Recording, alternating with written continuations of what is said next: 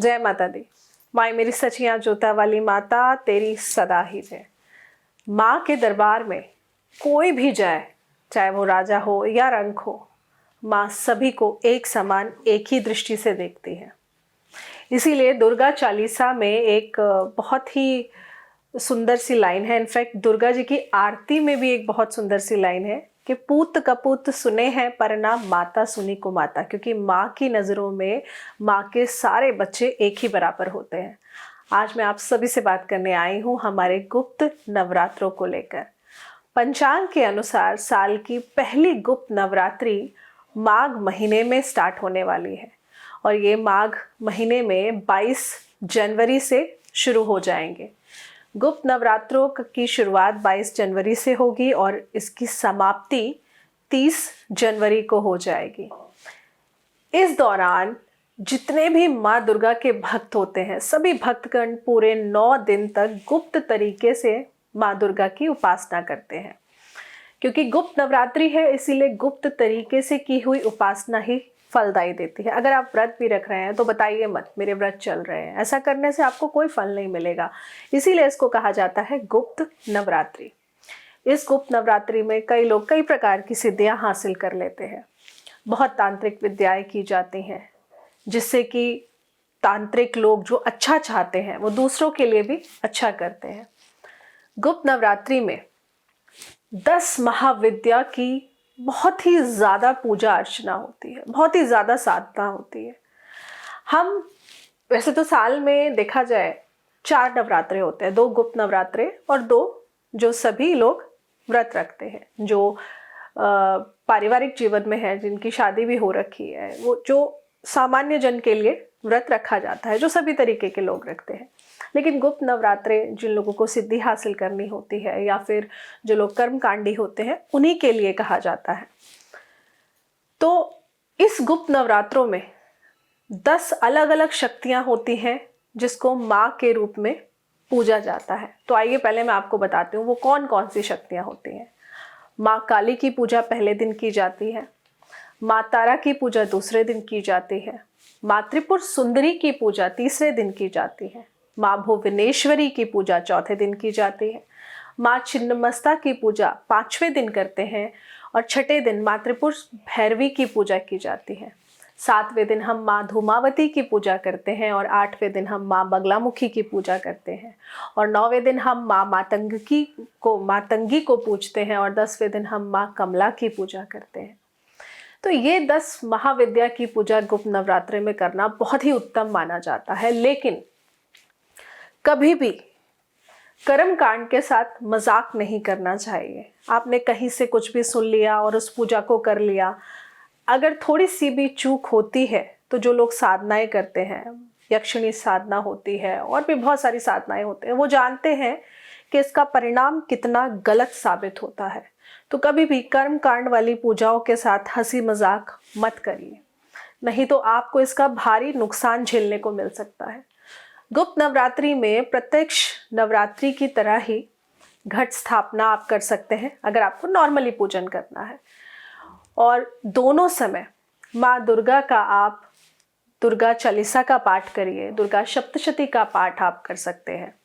माँ दुर्गा की आरती ज़रूर करिए, माँ दुर्गा को भोग ज़रूर लगाइए। ये मैं ना आपको एक आसान सा तरीका बता रही हूँ कि अगर आप लोग व्रत नहीं रख सकते मत रखिए, कोई बात नहीं, लेकिन आप नॉर्मल तरीके से भी गुप्त नवरात्रि को कैसे मना सकते हैं। अगर आप पूरा साल मंदिर नहीं जाते हैं या आपके बिजी स्केड्यूल की वजह से आप नहीं टाइम निकाल पा रहे हैं, तो कम से कम ये 9 दिन जो मैंने आपको बताए हैं, इन 9 दिनों में अपना एक स्केड्यूल ऐसा बना लीजिए कि आप मंदिर ज़रूर जाएं। यही सोच के चले जाइए कि गुप्त नवरात्रि चल रही है, कुछ नहीं तो माँ को अपनी शक्ल तो दिखाकर आ जाएं, माँ को बता के तो आएँ कि हम भी हैं, हमारे लिए भी सोचिए, जैसे तेरे और बच्चे हैं वैसे मैं भी उन्हीं बच्चों में हूँ।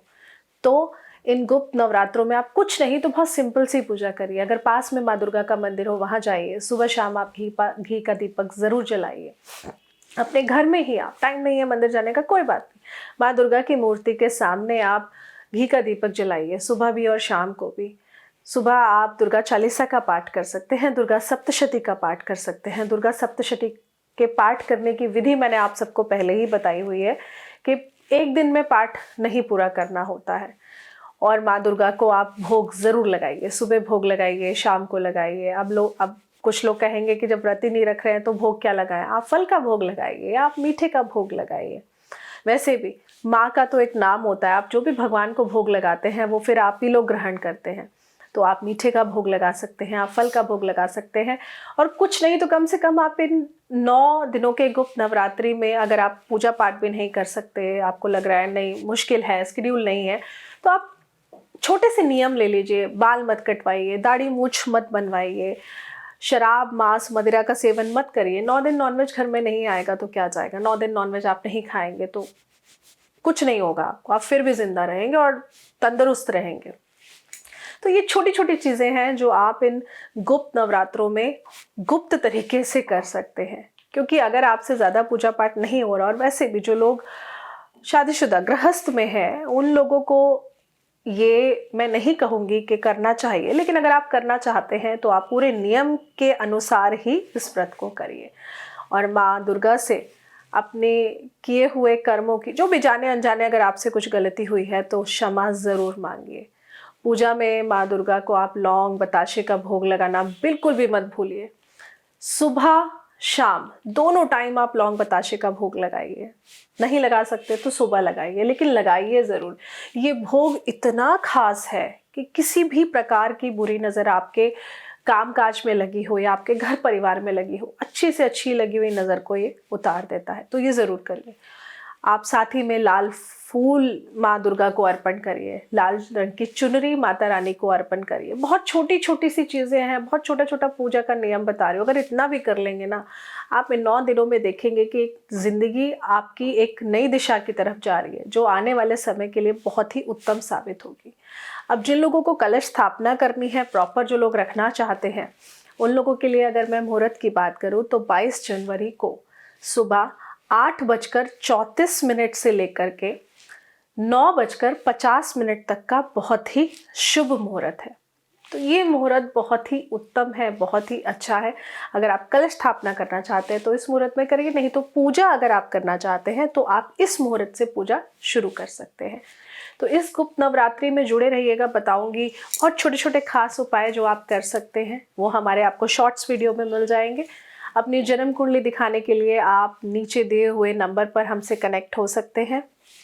वीडियो अच्छी लगी हो, जानकारी अच्छी लगी है तो प्लीज़ लाइक ज़रूर करिएगा, चैनल को सब्सक्राइब करना मत भूलिएगा और अपने जानने वालों के साथ ये वीडियो शेयर ज़रूर करिएगा। और एक छोटी सी गुजारिश आप सभी से फिर कहूँगी, अगर आप लोगों को गुप्त नवरात्रि व्रत करना है तो बिना बताए करिए, और कुछ नहीं कर सकते तो 1 लोटा जल आप शिव परिवार में जब जाएं ना, मंदिर में शिव परिवार होता है, माँ दुर्गा को, माँ पार्वती को ज़रूर अर्पण कर कर आइएगा। इतना भी कर लेंगे ना तो भी आप देखिए कि आपकी कितनी भी पुरानी मनोकामना क्यों ना हो वो ज़रूर पूरी होगी।